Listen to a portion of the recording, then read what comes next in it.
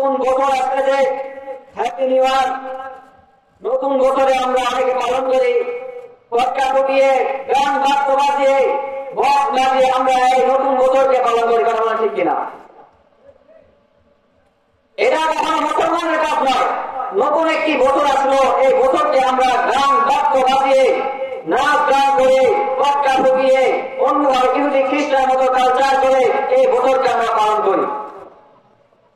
আমরা মুসলমান, আমাদের উচিত যে একটি বছর আমাদের মাঝ থেকে অতিবাহিত হয়ে চলে গেল, একটি বছর আমাদের মাঝ থেকে বিদায় নিয়ে চলে গেছে, আমরা যে বছরটা অতিবাহিত হয়ে চলে গেছে সেই বছরে কত কিছু আমল করতে পারিনি, কতটুকু আমল করলাম, কতটুকু আমল করি নাই, কি করেছে না করেছে, এজন্য আমাদেরকে তওবা করে নিতে হবে। আল্লাহ, বছরটা পার হয়ে চলে গেল, অথচ হয়তো আমি ইবাদত বন্দি করতে পারিনি।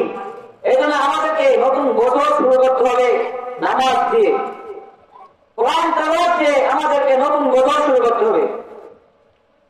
নতুন বছর আমরা পালন করি গান বাদ্য বাজিয়ে, বক্স বাজিয়ে, বিভিন্ন রকমের অশ্লীল ভাবে, যেগুলো ইহুদি খ্রিস্টানের মতো চলাফেরা, ইহুদি খ্রিস্টান মতো ব্যবহার, এই সমস্ত কাজকর্ম দিয়ে আমরা নতুন বছর পালন করি।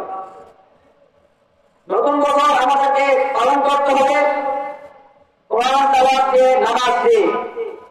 12টার সময়, 12টা 1 মিনিট হয়ে যায়, ওই সময় সকলে আনন্দ উৎসবে পটকা ফুটায় আর বক্স বাজায়, গান বাদ্য বাজিয়ে নতুন বছরকে স্বাগতম জানায়, নতুন বছর পালন করে, হ্যাপি নিউ ইয়ার। রাত 12টা বেজবে, 12টার পরে অজু করে সুন্দরকে কাজ নামাজ পড়ে আল্লাহর কাছে কান্নাকাটি করো, দোয়া করো, আল্লাহ একটি বছর আমাদের মাঝ থেকে চলে এলো, জানি না কতটুকু আমল করতে পারলাম কি না পারলাম, কতটুকু ইবাদত বন্দি করতে পারছি কি না পারছি, সামনে আরো পারবো কি না পারবো, এখানে দোয়া করতে পারলাম আল্লাহ দরবারে।